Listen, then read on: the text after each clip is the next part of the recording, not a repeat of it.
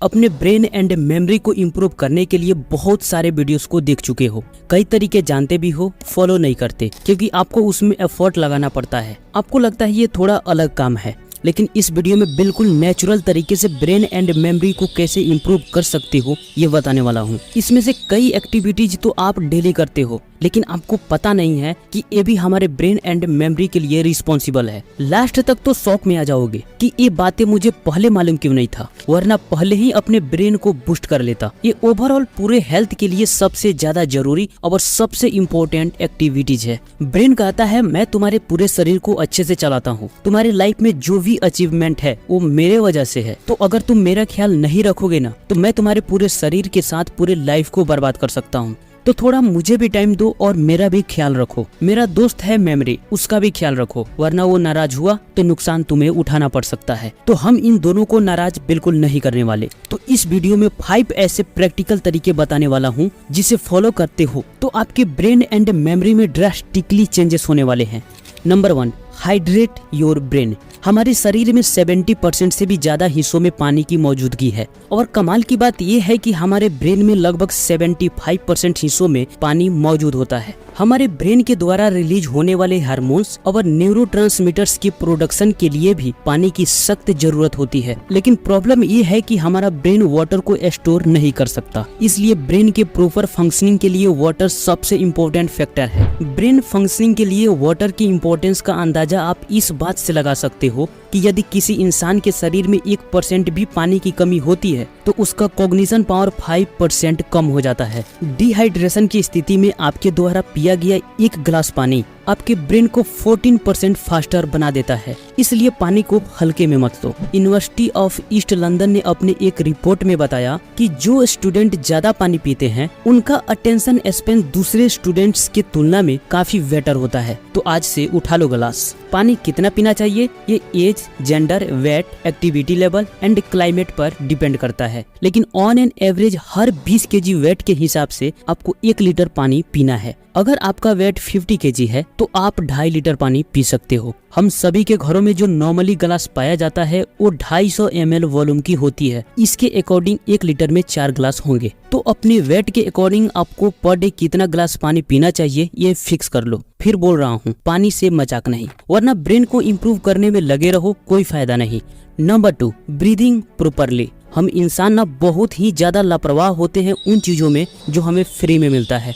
Breathing यानी सांस लेना, ये हर इंसान की सबसे जरूरी क्रिया है। नॉर्मल इंसान की 1 मिनट तक सांस रोक दी जाए तो उसकी हालत खराब हो जाएगी, थोड़ी देर और रोक दी जाए तो वो सीधे यमराज के गोद में बैठ जाएगा। एक सामान्य व्यक्ति हर दिन 20,000 बार सांस लेता है और 1 मिनट में 12 से 16 बार। ये मैं क्यों बता रहा हूँ, अब एक एक बात को ध्यान से सुनो। आपके सांस की स्पीड आपके पूरे लाइफ को चेंज कर सकती है। क्यों बोला जाता है कि मेडिटेशन करो मन शांत होगा, क्योंकि इसमें सांस की स्पीड को धीमा किया जाता है। आप सांस की स्पीड को धीमा कर दो और फिर किसी पर गुस्सा होकर दिखाओ, ऐसा कर ही नहीं पाओगे। जब बहुत ज्यादा फोकस्ड होते हो तभी सांस की स्पीड धीमी होती है। न्यूरोसाइंस की स्टडीज में पाया गया कि ब्रीदिंग की वजह से हमारे ब्रेन के न्यूरॉन्स और ब्रेन के द्वारा रिलीज होने वाले केमिकल्स पर डायरेक्ट इम्पैक्ट पड़ता है। यौगिक स्टडीज में यह भी कहा जाता है कि जितनी लंबी और गहरी आपकी सांसें होगी आपके विचार भी उतने गहरे और स्पष्ट होंगे। साल 2018 में NIH द्वारा पब्लिक एक रिसर्च पेपर में यह बताया गया कि छोटी छोटी सांसों की वजह से हमारा ब्रेन सेल्स डैमेज होने लगता है। इसीलिए बोला जाता है कि गहरी सांसें लो। जितना ज्यादा गहरी सांस उतना ज्यादा शांत, जितना ज्यादा शांत उतना ज्यादा दिमाग और बुद्धि तेज। अब आप समझ गए कि आपके ब्रेन और सांस में क्या कनेक्शन है। डेली का 20,000 सांसों में से सिर्फ 100 पर फोकस करते हो, उतना नहीं तो सिर्फ 50 पर ही पूरी तरह फोकस करो। सांस को लेकर अवेयर हो जाओ। हर सांस पर पूरी तरह फोकस होना चाहिए कि मैं सांस ले रहा हूँ। हम 1 मिनट में 12 से 16 बार सांस लेते हैं। अगर हम दिन के किसी पर्टिकुलर समय में इसकी संख्या हम 1 मिनट में 5 से 6 कर दें तो हमारे अंदर जो चेंजेस होंगे ना वो अनबिलीवेबल होंगे। हमेशा सांस पेट में भरो ताकि सांस ज्यादा लंबी और गहरी हो सके। ब्रीदिंग एक्सरसाइज को रूटीन में ही शामिल कर लो। इससे ब्रेन में नए नए कनेक्शन बनेंगे, विचारों में क्लैरिटी आएगी, ऑब्जर्वेशन पावर बढ़ेगी, मन शांत होगा, बुद्धि तेज होगी। नेक्स्ट वीडियो में स्वामी विवेकानंद द्वारा हम सभी के लिए रिकमेंड ब्रीदिंग टेक्निक को जानेंगे। Number 3, feed your brain. हमारा ब्रेन हमेशा चालू रहता है। ये हमारे thoughts, activities, breathing, heart beat and हमारे सभी सेंसेस का ख्याल भी रखता है। यानी ये 24/7 कड़ी मेहनत करता है। जब हम सो रहे होते हैं तब भी काम करता है। इसका मतलब कि हमारे ब्रेन को कंस्टेंट फ्यूल सप्लाई की रिक्वायर है। यह फ्यूल हमारे द्वारा खाए जाने वाले फूड से आता है और उस फ्यूल में क्या है, इससे सारा फर्क पड़ता है। सीधे शब्दों में जो आप खाते हो वो डायरेक्ट आपके ब्रेन का स्ट्रक्चर और फंक्शन और अंततः आपके मूड को अफेक्ट करता है। भोजन और मूड में इतना गहरा संबंध है कि आयुर्वेद में कहा गया है कि जैसा अन्न वैसा मन। तामसिक भोजन की वजह से इंसान के मूड में डलनेस आता है, बिहेवियर भी वायलेंट हो जाता है। आपके पास दो ऑप्शन है, पहला package food, fast food and non veg. दूसरा ट्रेडिशनल फूड जिसमें फल और सब्जियां आते हैं। मुझे लगता है कि घर का खाना जिंदाबाद था, है और हमेशा रहेगा। बात से सहमत हो तो कमेंट बॉक्स में यस लिखो। अगर आप फर्स्ट ऑप्शन पर ज्यादा डिपेंड हो तो कब आपके फिजिकल हेल्थ के साथ मेंटल हेल्थ की लंका लग जाएगी पता भी नहीं चलेगा। ध्यान से सुनो, जो खाना जल्दी से डाइजेस्ट नहीं होता वो धीरे धीरे सड़ने लगता है, क्योंकि आप दिन में 2 से 3 टाइम खाते हो। पहले का खाना डाइजेस्ट हुआ नहीं तब तक आप ऊपर से और डाल लिए, यहीं से खाना सड़ना चालू हो जाता है, जो बाद में नई नई डिजीज को जन्म देता है। पैकेज और फास्ट फूड के साथ यही समस्या है, जल्दी से ये डाइजेस्ट नहीं होता। बाकी आप खुद समझदार हो।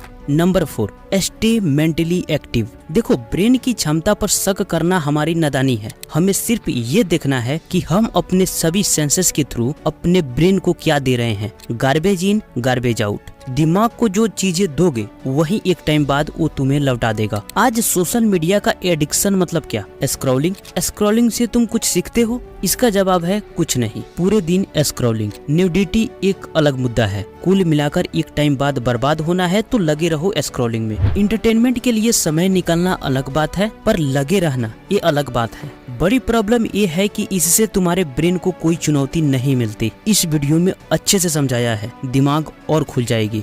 जब तक अपने ब्रेन को चुनौती नहीं दोगे तब तक वो सक्रिय और समृद्ध नहीं बन सकता। इसके लिए पहला काम है इंटेलेक्चुअल एक्टिविटीज। बुक रीडिंग करना, राइटिंग करना, मैथ का प्रॉब्लम सॉल्व करना, नई लैंग्वेज सीखना, नई स्किल सीखना, अपने दिमाग में नई इन्फॉर्मेशन डालना, पजल सॉल्व करना। इन्हीं सभी चीजों से आपके ब्रेन में कॉग्निटिव ग्रोथ हो सकती है। तो ब्रेन को चुनौती देना स्टार्ट कर दो, क्योंकि हर चीज के लिए शॉर्टकट नहीं होता। दूसरा है सोशल एक्टिविटीज। आपके लिए सबसे अच्छा है अपने दोस्तों से किसी मुद्दे पर डिस्कशन करना। इसीलिए ग्रुप स्टडी के लिए बोला जाता है, ताकि आपके अंदर जो चीजें हैं वो बाहर निकल कर आए। इससे आपकी याददाश्त और एकाग्रता बढ़ती है, क्योंकि आपको दूसरों को भी सुनना पड़ता है। तो डिस्कशन जरूरी है, बस लड़ाई मत कर लेना। Number 5, stay physically active. जब हम फिजिकली एक्टिव होने की बात करते हैं तो इसका मतलब ये नहीं कि आपको जिम ही जाना है और बॉडी बनानी है। ये आपकी पर्सनल चॉइस है। आगे बढ़ने से पहले इसके कुछ बेनिफिट्स जान लो। Physical activity can improve your brain health, यानी फिजिकली एक्टिव रहने से आपके ब्रेन हेल्थ इम्प्रूव हो सकती है। Physical activity stress and anxiety को दूर करता है। ये दोनों आपके दिमाग के लिए खतरा है। डेली एक्सरसाइज से फोकस बढ़ेगी, थिंकिंग एबिलिटी बढ़ेगी, लर्निंग एबिलिटी बढ़ेगी, मेमोरी इंप्रूव होगी, कॉग्निटिव डिक्लाइन कम होगी, फिजिकली अट्रैक्टिव दिखोगे और एक्सरसाइज से स्टेमिना भी बढ़ता है। इससे ज्यादा फायदा क्या चाहिए? एक्सरसाइज करने से ब्लड सर्कुलेशन तेज होता है, बॉडी में ऑक्सीजन लेवल इंक्रीज होता है, जिससे ब्रेन अच्छे से वर्क करता है। ब्रेन हमारे शरीर के टोटल वेट का लगभग 2% होता है, लेकिन ब्रेन पूरे शरीर की ऑक्सीजन का 20% यूज करता है। और जब ब्रेन को सही मात्रा में ऑक्सीजन नहीं मिलता तो ब्रेन सेल्स मरने लगते हैं, वो भी 5 मिनट के भीतर। तो पर्याप्त मात्रा में ब्रेन को ऑक्सीजन मिले, इसलिए एक्सरसाइज करना जरूरी होता है। ब्रीदिंग एक्सरसाइज भी जरूरी होता है ऑक्सीजन लेवल को बढ़ाने में। तो आई होप कि ये 5 तरीके फॉलो करोगे अपने ब्रेन एंड मेमोरी को इम्प्रूव करने के लिए। कैसा लगा वीडियो कमेंट बॉक्स में जरूर बताना। मिलते हैं नेक्स्ट वीडियो में, तब तक के लिए आपका धन्यवाद।